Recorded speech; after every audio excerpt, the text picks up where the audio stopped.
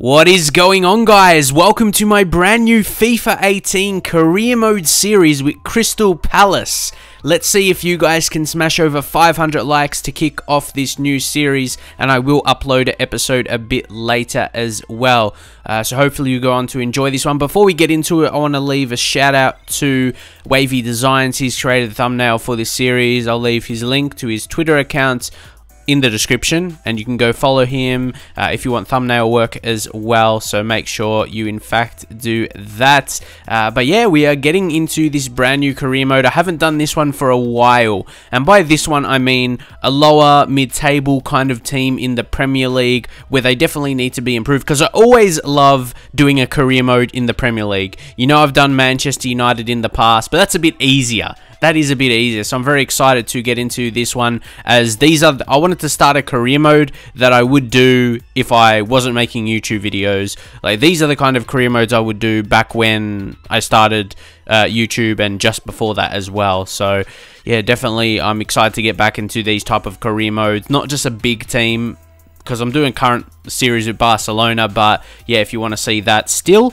but I want to focus on this career mode at Crystal Palace. And if you're new to my channel, make sure you turn the notifications on as well when you subscribe. And even if you're a current subscriber who doesn't have that, yeah, make sure you hit the notification bell, as that is really crucial if you want to see all my uploads. And what the cool thing is now, all the new transfers in January up till this date, if there's later moves in the window, they're not going to be in this career mode, obviously, but like Coutinho going to Barcelona, Van Dijk going to Liverpool, Ross Barkley going to Chelsea, and all the other January transfer moves that have been made are updated in this career mode. So that should make you interested in it, hopefully, opposed to like older career modes and career modes that have already been started, like by myself and other YouTubers. So that's another reason I wanted to start a career mode in January at some point, especially after some big moves. So it'd be interesting playing against Liverpool with no Coutinho, but Van Dijk at the back, that kind of stuff as well. Barkley, he has gone to Chelsea, and all the other moves, like I said, in the Premier League. But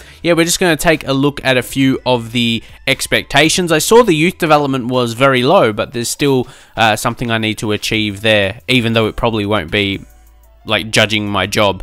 As long as I finish mid-table, as per the suggestions for domestic success, I should be able to, yeah, hold on to a job. And financial, within 2 seasons, increase the club's worth by about 15%. Have 2 seasons to do that, so I should be fine. So we are going to go ahead, hire a youth scout, and this was a perfect one right there. We have actually a pretty good budget, 64 million. I did get a little bonus with that, but with only 3-star experience makes him a bit cheaper, but he's still got the 5-star judgment, which is more important. And I always mention this in case you're unaware of it, if you're new to career mode, but experience only matters if you search for a specific type. If you're looking for any, it doesn't really matter. The judgment is most important. So that's why, especially with a team like Crystal Palace, you want to be spending the money on actual players and improving the team. So yeah, you want to get the cheapest 5-star scout as possible, and that is it. So these are the guys we're going to be training. Some more first team players, but then some other guys that are a bit lower rated. Kirby has about 80 potential. I think it's 81 potential, but take a look at that. 4 players got an A rating. That's one of the best I've seen. So now we're going to go ahead and scout a future star. Also, guys, for this series, like right now I'm just doing a post commentary because there's no games yet. We're just going to simulate the preseason ones because they're not that important, and we're not desperate for, like, yeah, money, and we just want to get into the Premier League season, which we will from the 2nd episode. But I'm going to mix this series with post commentaries during the menus, like doing the stuff in the career mode like this. But when we play the games, I'm going to do live commentary. So mix it with post commentaries with when I'm in the menus like this, but then when we get into the games, I'm going to do it live. So hopefully you guys will like that mix, because then I can still, you know, you can tell I'm speeding up the clips here. Obviously, you can't do that while you're playing live, because then you have to speed up your voice and it just sounds weird. So yeah, I'm really excited to get a bit more creative in terms of doing that, and more effort. Definitely will spend more time on the videos, so hopefully that will show in the quality. Let me know if you'll be excited for that. Definitely will have benefits. But here against Frankfurt, let's see if we can beat them. But no, we just get the 1-1. Van Aanholt scores there from a fullback position. That is not too bad. Of course, I would love to go as far in this competition as possible, pre-season competition, just to get a little bit more extra money, but we will just see how it goes. I don't know. Do you guys play the preseason competition? I literally do in the first career mode I do for the new FIFA game, and then I just don't touch it anymore. But we are looking at our first transfers here. Patrick Cutrone from AC Milan is a guy we're looking for, and signings I want to go for, and I like to go for with teams like Crystal Palace around mid-table in the Premier League. I like them to be someone that is maybe a little bit known, but not like a huge player that everyone uses, that could be unique to my series in career mode and could be like one of those heroes, one of those legends in my career mode series. And I like, not every single signing, sometimes you need to go for a more established player if a player is available on a pre-contract as well, so that kind of stuff. You're still going to make experienced signings, you'll need to do that, but yeah, these are the kind of guys we can uncover as a legend if you sign for a cheap fee as well, and then turn him into a fantastic player. So we'll get into the deal. I believe his contract was running out as well, so we can get him for a pretty cheap fee. Like, I put 4 million in here, and he's worth 4.5, so we'll see, and they agree. Cutrone, like, I thought I would have to pay more, especially as he's a guy that's going to get better, a younger player, and then always when that happens, I wonder how, like, cheap I could have got him. But yeah, I think 4 million for Patrick Cutrone. He's only 71 overall. I can't get too excited like he's a superstar right now, but he's got about mid-80s potential, and for a team like Crystal Palace, that is most definitely excellent. And because we have like 2 main strikers, and then well, we got Wickham, Connor Wickham, but yeah, he's not a superstar himself. Cutrone is not too far away from him in terms of his ability, and yeah, he'll definitely be better. But obviously Benteke and Zaha, Zaha, they're both going to be just absolutely killer players for us up front, and I cannot wait to utilize them. So here we're negotiating a little bit more on the wage and the bonuses. I don't want to do it I didn't want to, I suppose, ruin it. I really wanted to get young Patrick across, but the thing is, Morgan Freeman is a tough negotiator. I know it's obviously not Morgan Freeman, but it reminds me, it looks like him, to be honest. But yeah, and this is not off. Like, I don't know if these agents have personalities, but anytime he comes in, he's tough to negotiate with. So I was just going to accept that, man. He's good in everything he does. That's too good. But yeah, I'm really happy to get that done. Obviously, again, I can't get too excited. He's only 71. He's just past a 60 rated player, like in the 60s, but he's 71 overall. He's 19, so yeah, train him up, give him game time, and he is going to push towards his potential. Like I said, I believe he's 85, and I love these strikers. They're a good mix of a bit of pace and a bit of strength. I'm obviously not saying he's pacey. 79 sprint speed is nothing too amazing, but yeah, with that strength, that is going to be really good. He's going to be hard to push off the ball.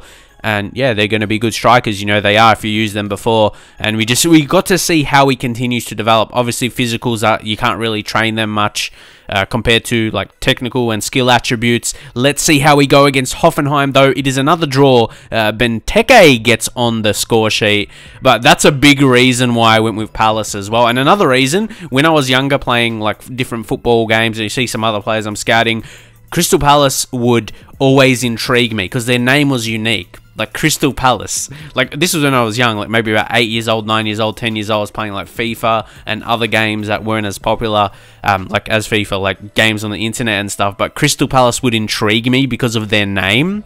I'm not sure about anyone else, but yeah, they would just intrigue me because their name, Crystal Palace, a bit unique. But here we got to offer for Punchin, and they're offering too low. Obviously, his contract is running out. He's old, but regardless, like, I still stick to my guns. I never let a guy go for too cheap unless I'm gonna like. It's hard. We're gonna have to see how he plays. I like to give everyone a chance, and I feel he's a decent enough rating to give a go to. As you can see, 73. We've got a few players around that. He can play left midfield and centre mid, so 2 positions in our formation. So I still feel he can be a useful player for the season. So we have another chance to do a training session, but we are going to replace Schlopp with Cutrone. We're going to bring him in and we're going to work on his finishing ability and his shot power, the attacking position, the main attributes for a striker, so hopefully he can become good.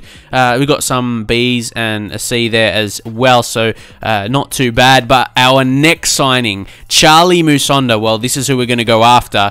He can play right midfield, left midfield.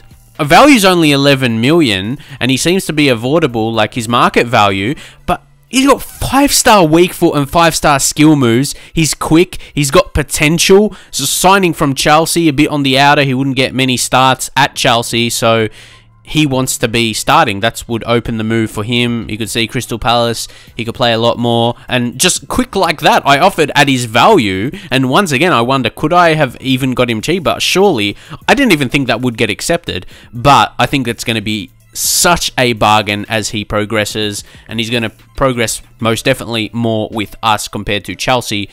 He's probably going to be starting a lot of games, if not all games. It depends how much games you play and need to rotate. But yeah, he will slot in right away, especially with his ability to play on both wings. Only 20 years old, but still 76 overall. I think by the end of the season, if we give him a bit of training as well and play him in a lot of games, he will get to 80 overall. And for the second season, he'll be another 80 overall player in the team, along with a few of the other lads.